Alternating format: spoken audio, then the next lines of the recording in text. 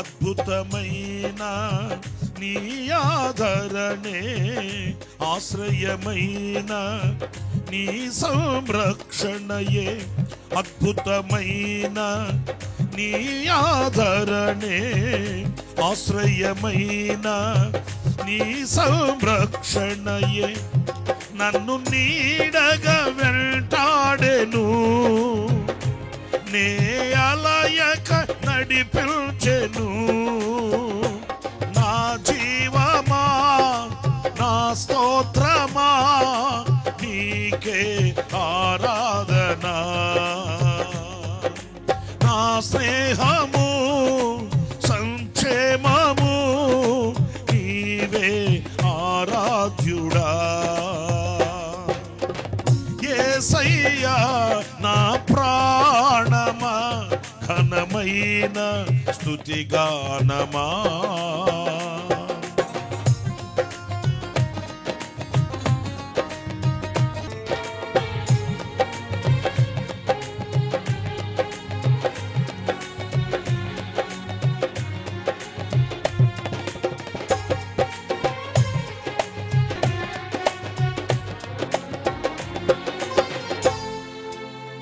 చిరకాలము నాతో ఉంటానని, క్షణమైనా వీడిపోలేదని, నీలో నన్ను చేర్చుకున్నావని, తండ్రితో ఏకమై ఉన్నామని.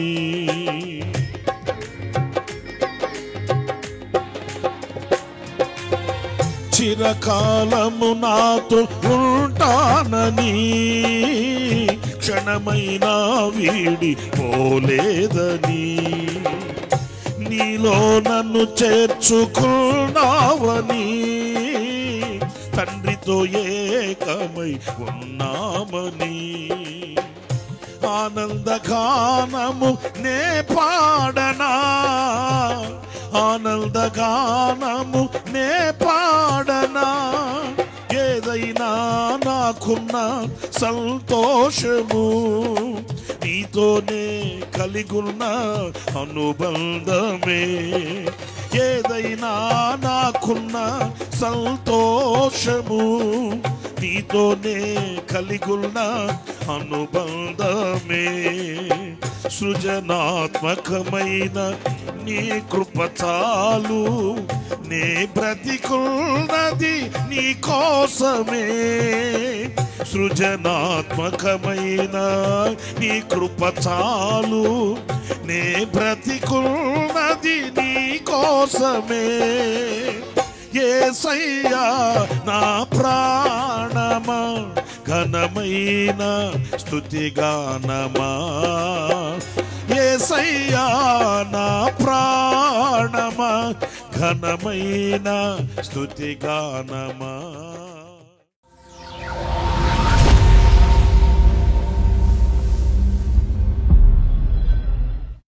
Praise the lord.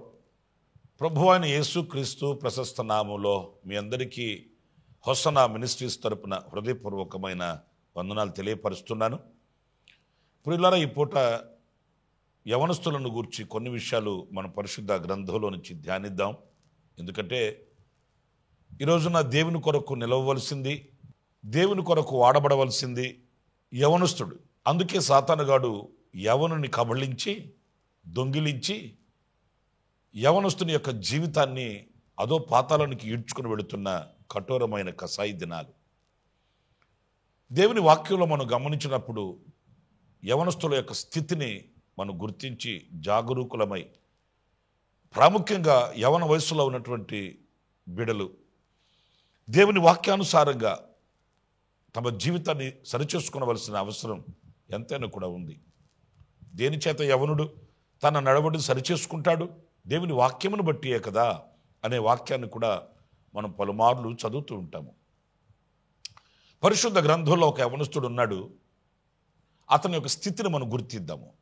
పరిశుద్ధుడైన పౌలు ఆ రోజున ఆయన రాత్రి ప్రయాణమై వెళ్ళవలసి ఉన్నప్పటికీ కూడా విస్తరించి అనేక విషయాలు వాళ్ళకి బోధిస్తూ ఉన్నాడు.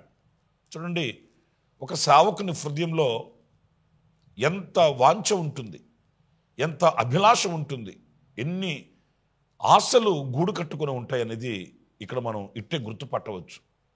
తన సుఖాన్ని చూడట్లేదు, సమయం అయిపోతుందని గమనించట్లేదు.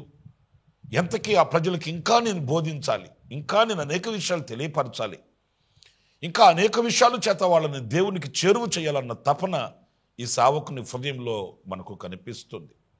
వాస్తవంగా ఆయన తన సుఖాన్ని చూసుకునేవాడైతే ఏదో 4 మాటలు చెప్పి ఇలా చేయండి, అలా చేయండి, ఇలా ఉండండి అని బుద్ధి మాటలు చెప్పి దేవుని వాక్యాన్ని వివరించి ఆయన సమయానికి ముగించి వెళ్ళిపోయి విశ్రాంతి తీసుకోవచ్చు. ఇక్కడ మనం ఒక సేవకుని హృదయంలో ఎంత ఆసక్తి ఉంటుంది, ఆ సేవకుని హృదయంలో వారి మీద ఎంత అభిమానం ఉంటుంది అనేది మనం గుర్తించాలి. ఆయన విస్తరించి మాట్లాడుతూనే ఉన్నాడు. అందరూ ఆలకించి ఆ వాక్యాన్ని, ఆయన చెప్పే బోధని వాళ్ళు అంగీకరిస్తున్నారు. కానీ బాధాకరమైన విషయం, ఇలాంటి చోట ఒక యవనస్తుడు మనకు కనిపిస్తాడు. ఇతను కిటికీలో కూర్చొని దేవుని వాక్యాన్ని వింటున్నట్టుగా కనిపిస్తున్నాడండి. మీరు చూడండి, అపోస్తుల కార్యాల గ్రంథం 20వ అధ్యాయం 9వ వాక్యాన్ని నేను చదువుతున్నానండి. అప్పుడు ఐతుకు అనునొక యవనస్తుడు కిటికీలో కూర్చుండి గాఢ నిద్రపోయి పౌలు చాలాసేపు ప్రసంగించుచుండగా నిద్రభారము చేత జోగి 3వ అంతస్తు నుండి కింద పడి చనిపోయిన వాడై. పురులారా, ఈ వాక్యం మనం చదువుతున్నప్పుడు మనకు ఆశ్చర్యం కలుగుతుందండి. అంతమంది అక్కడ వాక్యం వింటున్నారు, ఆ దైవ సేవకుని భారాన్ని గుర్తిస్తున్నారు. ఎందుకు ఆ దైవజనుడే ప్రయాసపడుతూ ఆయన వెళ్ళవలసి ఉన్నప్పటికీ కూడా సమయాన్ని కుదుర్చుకొని విస్తరించి ఎందుకు చెప్తున్నాడు? వాళ్ళలో ఒక పెనుమార్పు కలగాలని, వాళ్ళ బ్రతుకు ఆశీర్వదకరంగా ఉండాలని, వాళ్ళలో ఒక నూతనత్వం పుట్టాలని కదా. ఇలాంటి విలువైన సమయాన కిటికీలో కూర్చొని దేవుని వాక్యం వింటున్నాడంట. అతడు నిద్రభారం చేత జోగి అతడు 3వ అంతస్తు మీద నుంచి పడిపోయాడు. ఎంత దుర్లభమైన పరిస్థితి చూడండి. ఆసక్తి లేని యవనస్తుడండి, దైవ సేవకుని హృదయంలో ఉన్న భారాన్ని గుర్తించలేని వ్యక్తి అండి. దేవుని సన్నిధికి రావడమే ఒక భాగ్యం అయితే, దైవ సేవకుని నోట దైవ ప్రణాళికను మనం వినడమే ఒక భాగ్యం అయితే, ఆ సందర్భంలో కిటికీలో కూర్చొని ఎంత నిర్లక్ష్య స్వభావమో చూడండి. ఆనాడే కాదు, ఈనాడు కూడా కొంతమంది ఉన్నారండి. అలాంటి ఆత్మ అనేక చోట్ల క్రియ చేస్తుందండి. సాతానుగాడు పలు విధాలుగా యవనస్తుని వంచన చేసి ఆసక్తి లేని వ్యక్తిగాను, భారం గుర్తించలేని గుడ్డివాణిగాను చేస్తుంది. అందుకే నిర్లక్ష్య స్వభావం. దేవుని వాక్యం వివరించబడుతున్నప్పుడు, దైవ సేవకుని నోట దైవ ప్రణాళిక ప్రత్యక్షపరచబడుతున్నప్పుడు కిటికీలో కూర్చొని అంత నిర్లక్ష్య స్వభావాన్ని ఎవరైనా కలిగి ఉంటారండి? అందుకే నిద్రభారం అతనికి కలిగింది, జోగి పడ్డాడు, చనిపోయాడని వాక్యం సెలవిస్తుంది. నా ప్రియులరా, ఈ రోజున యవనస్తులు మరి ముఖ్యంగా గమనించాలి, దేవుని సన్నిధిలో ఎలా ప్రవర్తించాలి, దేవుని సన్నిధిలో ఎలాంటి అనుభవాలు కలిగి ఉండాలి, దేవుని సన్నిధిలో ఎలా దేవుని వాక్యం మీద ఆసక్తిని కనపరచాలి. కొంతమంది చూడండి, దేవుని వాక్యం వివరిస్తున్నప్పుడు ఆసక్తి చూపించరు, మరొక కార్యకలాపాలు పెట్టుకుంటారు. మరి ముఖ్యంగా సంఘంలో సెల్ ఫోన్ ఆపరేట్ చేయడం, ఎవరినో మెసేజ్ ద్వారా పలకరించడం, లేక వేరే వేరే కార్యక్రమాలు ఎన్నోనండి. అది మనకు తగింది కాదు, అది మనకు ఆశీర్వాదాన్ని కలిగించేది కాదు. దేవుని సన్నిధికి మనం వెళ్ళినప్పుడు దేవుని వాక్యం మీద మనకు శ్రద్ధ కలగాలి. శ్రద్ధగా ఆయన మాటలు విన్నప్పుడే మనం దీవెనలు పొందుకోగలుగుతామండి. మీరు శ్రద్ధగా నా మాట వినిన ఎడల ఈ దీవెనలన్నీ మీ మీదకు వచ్చును అని కదా మనం చదువుతున్నాము లేఖనాల్లో. కానీ ఈరోజు నా దేవుని వాక్యాన్ని వినే సమయాన ఈ శ్రద్ధను ఎంతమంది కలిగి ఉంటున్నాము?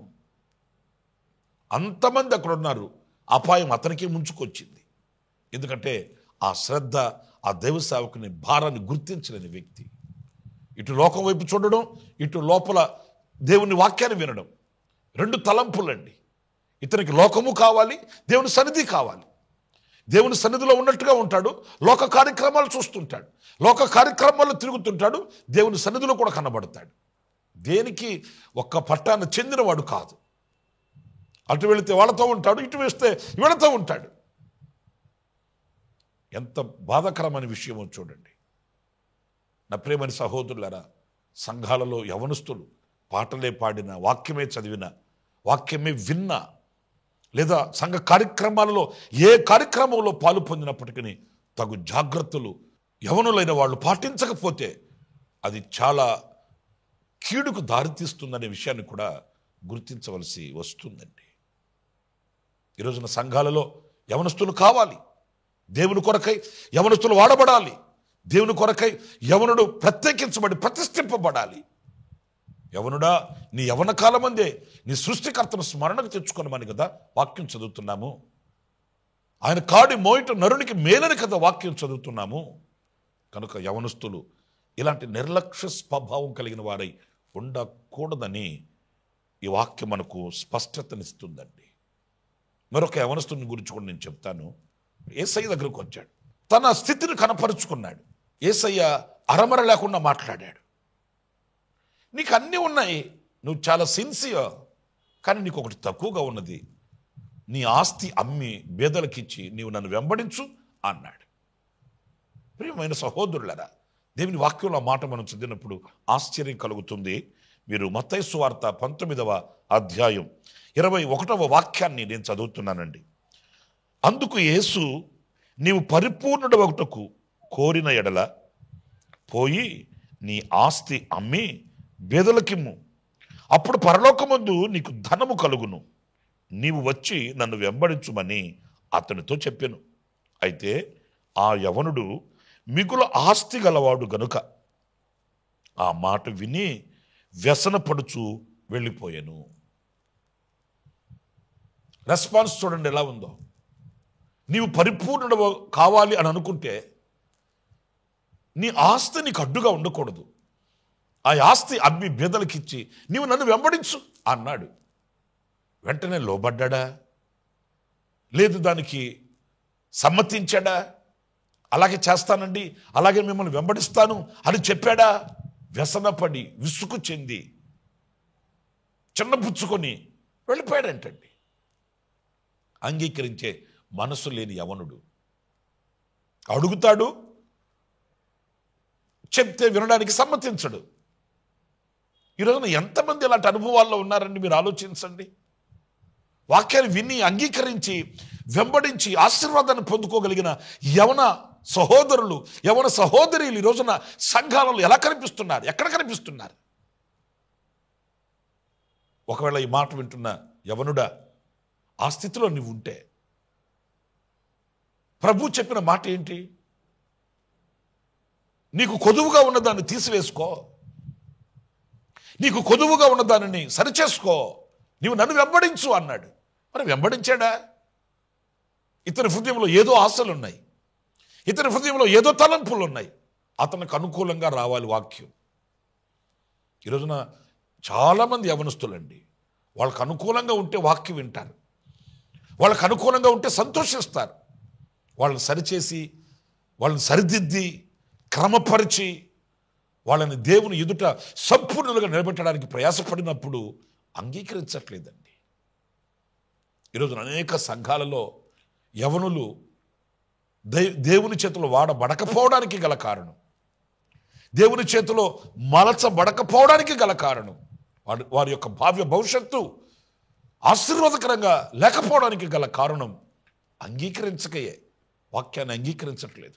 మరీ ముఖ్యంగా ఈ రోజుల్లోనైతే కాస్త గనక సరిదిద్దడానికి, సరిచేయడానికి, క్రమపరచడానికి వాక్యం హెచ్చరించింది అనుకోండి, ఈ సంఘం కాకపోతే ఇంకొక సంఘం, ఈ పాస్టర్ కాకపోతే ఇంకొక పాస్టరు, అసలు ఏ సేవకునితో మనకు అక్కర్లేదు అనుకుంటే ఆదివారం రోజున లైవ్ కార్యక్రమాలు, ఎన్ని కార్యక్రమాలు వస్తున్నాయి, ఆ లైవ్ కార్యక్రమాలు పెట్టుకుని కాసేపు వాక్యం వింటాను అనే ధోరణికి దిగి వస్తున్నారే కానీ అయ్యో, దేవుని వాక్యం దైవ సేవకుని నోట నన్ను హెచ్చరించినప్పుడు దానికి నేను స్పందించాలి కదా, నేను లోబడాలి కదా అనే వినయ విధేయతలు కలిగిన యవనులు కరువైపోతున్నారండి. నా ప్రియమైన సహోదరులారా, భారంగా మనం మాట్లాడుకునవలసిన మరొక విషయం కూడా ఏంటంటే, ఈరోజు కుటుంబాల్లో ఉండవలసిన తల్లిదండ్రులు కూడా ఆ రీతిగా బోధించేవాళ్ళు. దైవ సేవకుని మాట వినాలి, దేవుని వాక్యం వినాలి, దేవుని వాక్యానికి శిరస్సు వంచాలి, దేవుని వాక్యానుసారంగా నడవాలి, హెచ్చరించిన, గద్దించిన, క్రమపరిచిన లోబడాలి అని బోధించే తల్లిదండ్రులు కూడా ఈ రోజున కరువైపోతున్నారు. మా అబ్బాయిని ఇట్లా అన్నారంటండి, మా అమ్మాయిని ఇట్లా అన్నారంటండి పాస్టర్ గారు. మరి చిన్నపిల్లలు కాదండి, యవనస్తులు కాదండి, వాళ్ళతో అలాగా అంత ఖచ్చితంగా మాట్లాడితే ఎలాగండి? చూసారండి, ఖచ్చితంగా మాట్లాడితే ఎలాగండి?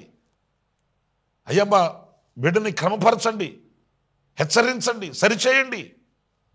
నా బిడ్డ దేవుని వాక్యానికి విధేయుడై దీవించబడగా నా కళ్ళతో నేను చూడాలి అని ఆశించే తల్లిదండ్రులు కూడా కరువైపోతున్న రోజులు. నా ప్రియ సహోదరులారా, కాస్త మీకు గాయాన్ని రేపుతున్నప్పటికీ నేను క్షేమాన్ని కోరి మాట్లాడుతున్నాను. ఈ యవనుడు చిన్నబుచ్చుకొని వెళ్ళిపోయాడంట. అతనికి ప్రభు చెప్పిన మాట వలన కలిగిన ఆశీర్వాదం దక్కలేదండి. ప్రభు చెప్పిన మాట వలన కలిగే ఆ దీవెన ఏంటో అతడు చవి చూడలేదండి. వ్యసన పడుతూ చిన్నబుచ్చుకొని వెళ్ళిపోయాడు. ఏం ప్రయోజనం? మరొక యవనస్తులను గురించి కూడా నేను మీకు తెలియపరుస్తాను. వారు ఎవరయ్యానంటే ఏలీ కుమారులు. బహుభయంకరమైన పరిస్థితి అండి. యవనస్తులే, ఒక దైవ సేవకుని పిల్లలు, సేవకు ఎంతో సహకారంగాను, సేవకు ఎంతో ఆశీర్వాదకరంగాను, సంఘానికి ప్రయోజనకరంగా ఉండవలసిన ఒక సేవకుని పిల్లలు ఎలాగ తయారయ్యారు అని అంటే భయంకరమైన పరిస్థితి అండి. భయభక్తులు లేని ఒక గొప్ప దైవ సేవకుని పిల్లలు భయభక్తులు లేని వ్యక్తులుగాను, యవనులుగాను నడిపించబడడం చెప్పుకోవడానికి శోచనీయమండి, బాధాకరమైన విషయం అండి. వాళ్ళ యొక్క ప్రవర్తన ఎలా ఉందంటే, వాళ్ళకి ఏది ఇష్టం వస్తే అది నెరవేర్చుకుంటూ తిరుగుతున్నారు. అయ్యో, నేను ఒక భక్తి కలిగిన సేవకుని కుమారులము అనే వివేకం లేకుండా వాళ్ళ ఇష్టమండి, వాళ్ళు ఏం చేయాలనుకుంటే చేసుకుంటున్నారు. భయభక్తులు లేని యవనస్తులు. చూడండి, మీరు సమూయేలు రాసిన మొదటి గ్రంథం 2వ అధ్యాయం 17వ వాక్యంలో మాటలు నేను చదువుతున్నాను. అందువలన జనులు యెహోవాకు నైవేద్యము చేయుట యందు అసహ్యపడుటకు ఆ యవనస్తులు కారణమైరి గనుక వారి పాపము యెహోవా సన్నిధిని బహు గొప్పదాయను. ఇక్కడ యెహోవాకు నైవేద్యము చేయుట యందు జనులు అసహ్యపడిపోయారంటండి. వీళ్ళని బట్టి అసలు దేవుని సన్నిధికి నైవేద్యం తీసుకొని రావాలంటేనే ఆసక్తి లేకుండా పోయింది ప్రజలకి. వీళ్ళని బట్టి, వీళ్ళు చేసే ప్రవర్తనను బట్టి, వీళ్ళ యొక్క నడవడిని బట్టి ఎంత ఘోరమైన ఘాతకమో మీరు ఆలోచించండి. యెహోవా యొద్దకు జనులు రావడానికి, నైవేద్యం తీసుకొని రావడానికి, యెహోవా సన్నిధిలో వాళ్ళు కనబడడానికి వాళ్ళకి మనసు లేకుండా పోయింది. వీళ్ళ యొక్క దుర్లభమైన ప్రవర్తనను బట్టి. ఇంక ఎంత దారుణంగా ప్రవర్తించుంటారో నా మటుకు నేను చెప్పలేనండి. సంఘంలో ఉండవలసిన తీరేనా యవనస్తునికి? ఒక యవనస్తుడు సంఘంలో నడిపించబడవలసిన అనుభవాలనేవి ఇవి. మరి తండ్రి గొప్ప దైవజనుడు, తండ్రి ఒక దైవ ప్రత్యక్షత కలిగిన వాడు, కానీ పిల్లలు అలా లేరండి. ఇది చాలా బాధాకరమైన విషయం. నా ప్రియమైన సహోదరులారా, దేవునికి దూరమైన ప్రజల యొక్క ఆ దోషం ఎవరి మీద? ప్రజలు ఈ రోజున ప్రభు దగ్గరకు రాకుండా, దేవుని దగ్గరకు రాకుండా వాళ్ళు దూరం అయిపోయారంటే ఆ శాపం ఎవరిది? మరి అలాంటి యవనస్తులు ఆశీర్వాదకరంగా ఉండగలుగుతారా? అలాంటి యవనస్తులు ఆశీర్వాదకరంగా బ్రతకగలుగుతారా? అనేకులకు దీవెనకరంగా, కుటుంబానికి సంతోషదాయకంగా అలాంటి యవనస్తులు ఉండగలుగుతారా? నేను మీకు క్రొత్తగా మరలా చెప్పాల్సిన అవసరం లేదండి. లేఖనాల్లో మనం చదివినప్పుడు వాళ్ళ దుస్థితి బహుభయంకరమైపోయింది. ఈ వాక్యంలో కూడా మనం చదువుతాము, వారు యెహోవా సన్నిధిని, వారి యొక్క పాపం గొప్పదైపోయిందంట. యవనస్తులు చాలా జాగ్రత్తగా ఉండాలి. ఎందుకంటే యవనస్తులకి ఈ రోజున అనేక సదుపాయాలు చేరువైపోయాయి, అనేక వసతులు సమకూర్చబడ్డాయి. వాటిని ఉపయోగించుకొని దేవుని పనిని ఇంకాను సులువుగాను ఆసక్తితోనూ ఆశీర్వాదకరంగా చేయవలసినటువంటి పరిస్థితులు వదిలిపెట్టి ఆ సదుపాయాలను ఉపయోగించుకొని, సౌకర్యాలను ఉపయోగించుకొని ఇష్టానుసారంగా ప్రవర్తించడం అనేది చాలా బహుభయంకరమైన పరిస్థితి. గనుక యవన స్థితిలో ఉన్నటువంటి నా సహోదరులు, నా సహోదరీలు, ఈ దేవుని వాక్యాన్ని బట్టి ఏదైనా దేవునికి ఆయాసకరమైనది మన యందు ఉన్న ఎడల దానిని తీసివేసుకొని జాగ్రత్త పడవలసినటువంటి ఆవశ్యకత ఎంతైనా కూడా ఉంది. మరొక యవనస్తుని గురించి కూడా నేను చెప్తాను. అతని పేరు తిమోతి. మాదిరికరమైన యవనస్తుడండి. తన తల్లిలో ఉన్న విశ్వాసం, అవ్వలో ఉన్న విశ్వాసం అతనిలో కనబడుతుందని పరిశుద్ధ పౌలు చెప్తాడు. అంత మాదిరికరమైన విశ్వాస సంబంధమైన యవనుడండి. తన యవనాన్ని కట్టుకున్నవాడు, ప్రభు చేతిలో పట్టబడ్డవాడు, ప్రభు కొరకు ప్రతిష్ఠించబడినవాడు, ఎంతో దీవెన పెద్దల దగ్గర పొందుకున్నవాడు. పరిశుద్ధుడైన పౌలు తిమోతిని గురించి ఎంత సంతోషంగా చెప్తాడో. పౌలు హృదయంలో తిమోతికి ఎంత మంచి స్థానం ఉందో. నా నిజ కుమారుడు తిమోతి, సంఘమును గురించి చింతించువాడు తిమోతి, భారం కలిగిన వాడు తిమోతి, అంతేకాదు మాదిరి కలిగిన వాడు. మీరు తిమోతికి పరిశుద్ధుడైన పౌలు రాసిన మొదటి పత్రిక 4వ అధ్యాయం 11వ వాక్యం దగ్గర నుంచి నేను చదువుతున్నానండి. ఈ సంగతులను ఆజ్ఞాపించి బోధించుము. నీ యవనమును బట్టి ఎవడును నిన్ను తృణీకరింపనీయకుము గాని మాటలోను, ప్రవర్తనలోను, ప్రేమలోను, విశ్వాసములోను, పవిత్రతలోను విశ్వాసులకు మాదిరిగా ఉండుము. చూసారండి, మాదిరి అంటే అతనిని చూచిన వాళ్ళు మార్పు చెందినట్లు, అతని నడవడిని గమనించిన వాళ్ళు ప్రభువును స్తుతించున్నట్లు, అతనిని గమనించిన వాళ్ళు దైవత్వాన్ని వీక్షించున్నట్లు అతడు మాదిరి. యవనుడే కదా ఇతను కూడాను. ఇప్పుడు యవనస్తులకున్న ఆశలు ఇతనుకుంటాయి, వాళ్ళకున్న కోరికలు వీళ్ళకుంటాయి, వీళ్ళకున్న కోరికలు వాళ్ళకుంటాయి. మరి ఈయనకున్న ఆ ఆశల్ని దైవ చిత్తానుసారంగా మార్చుకొని తన యవనాన్ని ఎంత మాదిరికరంగా సంఘానికి, సమాజానికి ప్రత్యక్షపరచడం అనేది మీరు ఆలోచించండి. నా ప్రియమైన దేవుని బిడ్డలారా, తిమోతి తన యవనాన్ని కాపాడుకున్నట్లు, తిమోతి తన యవన స్థితిలో ప్రభు కాడిని మోసినట్లు, తిమోతి తన యవన కాలమందు నాయకుని ప్రీతిపరిచి సంతోషపరిచి ఆ నాయకుని, ఆ దైవజనుని యొక్క దీవెనను అనుభవించినట్లుగా మనం కూడా తీర్మానం చేసుకోవాలి. అలాంటి సత్ప్రవర్తనను అలవర్చుకోవాలి. అలాంటి గుణగణములను మనం పొందుకోవాలి. ఎస్తేరును గురించి కూడా మీకు ఒక మాట చెప్తాను. ఎంత భయభక్తులు కలిగిన యవనస్తురాలు. మన పరిశుద్ధ గ్రంథంలో ఆమెను గురించి ఎస్తేరు గ్రంథం 2వ అధ్యాయం 15వ వాక్యం మనం గమనించినప్పుడు, స్త్రీలను కాయు రాజు యొక్క షండుడైన హేగే నిర్ణయించిన అలంకారముగాక ఆమె మరి ఏమీ కోరలేదు. చూడండి, ఎంత సమర్పణ కలిగిన భయభక్తులు కలిగిన యవనస్తురాలు చూడండి. ఆ స్త్రీలను కాచే షండుడైన హేగే ఆమెకి ఏదైతే నిర్ణయించాడో అది తప్ప ఆమె ఏమి కోరుకోలేదట, ఆశించలేదంట. ఆమె కోరుకుంటే ఆమెకి ఏదైనా ఇస్తారు. ఆ వసతి ఉంది, ఆ సౌకర్యం ఉంది. ఆమె ఆశించాలే కానీ, అడగాలే కానీ, కోరుకోవాలే కానీ లేదు అనే మాటే లేదు. కానీ ఆ సమర్పణతో కూడిన సంతృప్తికరమైన బ్రతుకు చూడండి.